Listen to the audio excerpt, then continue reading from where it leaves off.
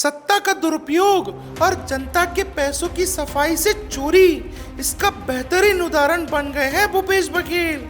कोयला घोटाला, शराब घोटाला। जब इतने सालों तक शराब घोटाला करते रहा, किसी की हिम्मत नहीं हुई कि कुछ बोले।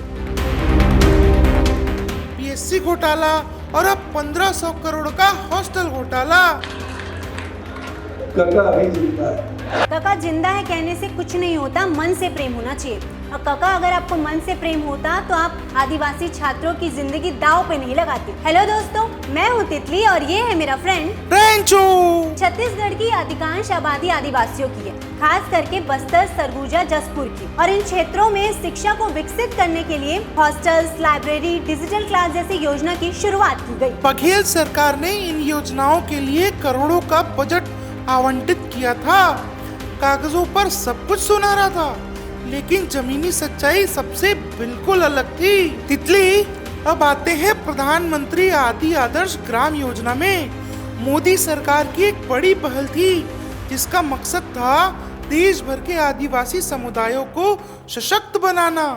इस योजना के अंतर्गत गांवों को शिक्षा, स्वास्थ्य, स्किल डेवलपमेंट और आधारभूत सुविधाओं से जोड़ा जाना था। लेकिन रेंचो, छत्तीसगढ़ में भूपेश बघेल की नेतृत्व वाली कांग्रेस सरकार के लिए यही योजना घोटाले की मशीन बन गई। आदिवासी कल्याण के नाम पर आया बजट और बना एक और भ्रष्टाचार का खेल। पता है रेंचो, जब कांग्रेस पे सवाल उठते हैं तो वो दूसरों पर ही उंगली उठाने लगती है। हाल ही में कांग्रेस ने ये दावा किया कि बीजेपी एक जग के लिए 32,000 रुपए इन्वेस्ट कर रही है। लेकिन सच्चाई क्या थी? वो बोले कि जीएम पोर्टल पर डाली तो जरूर गई थी, लेकिन ना उसे स्वीकृति मिली, ना पेमेंट हुआ। और जब छत्तीसगढ़ सरकार को इसके बारे में पता चला तो उन्होंने इमीडिएट एक्शन लिया। No purchase, no payment, just immediate halt. तो कांग्रेस जो दूसरों पर उंगली उठा रही है, वही खुद 1500 करोड़ की असली घोटाले में गर्दन तक डूबी हुई है। अब पता है रेंचो, इस घोटाले का खुलासा कैसे हुआ? आईबीसी न्यूज चैनल ने एक स्टिंग ऑपरेशन चलाया और उसमें इस घोटाले का खुलासा हुआ है। और जैसे जैसे जांच होती गई, वैसे वैसे इस घोटाले का पर्चा खुलता गया। सबसे पहला झटका, कंप्यूटर लैब और लाइब्रेरी के नाम पर खर्च हुए करोड़ों, लेकिन असल में कुछ भी नहीं था। और फिर सामने आया चौबे परिवार। एक ही परिवार को सारे टेंडर दे दिए गए, कंप्यूटर लैब, लाइब्रेरी, सब कुछ। और आप लोगों को पता है, सरकारी दस्तावेज में दिखाया गया कि लाखों रुपए के कंप्यूटर खरीदे गए हैं। लेकिन जब जमीनी जांच हुई तो स्कूलों में एक भी कंप्यूटर नहीं मिला।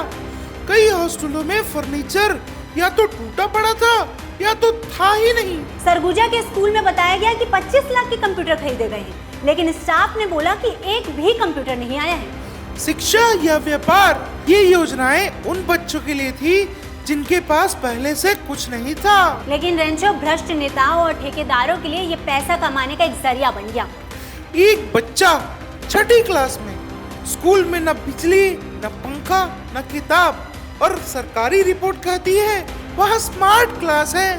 और जैसे ही इस घोटाले की रिपोर्ट आई तो छत्तीसगढ़ सरकार ने भूपेश बघेल पर हमला बोल दिया। इस प्रकार कोई सरकार उन वनांचल क्षेत्रों में रहने वाले आदिवासियों के, जनजातियों के, उन बच्चों के उनके हिस्से की थाली को छीनकर अपने पेट भरने का काम किस प्रकार से कर सकती है, ये निश्चित रूप से अभी तो हम लोगों ने आपके चैनल के माध्यम से देखा है।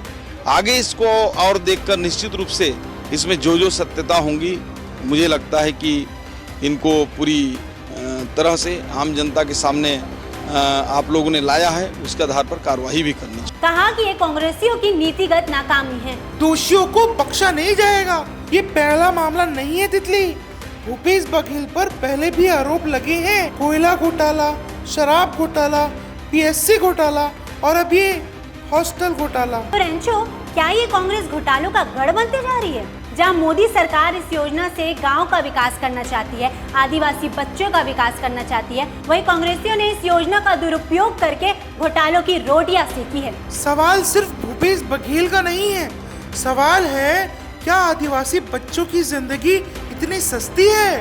इस घोटाले को छुपाने की कोशिश की जा रही थी, लेकिन अब इसका खुलासा हो चुका है। और अगर आप भी चाहते हैं कि आदिवासी बच्चों को इंसाफ मिलना चाहिए तो इस वीडियो को ज्यादा से ज्यादा शेयर करिए, और हमारी वीडियो पसंद आई तो वीडियो को लाइक करिए और हमारे चैनल द राजा रेंचो को सब्सक्राइब करिए।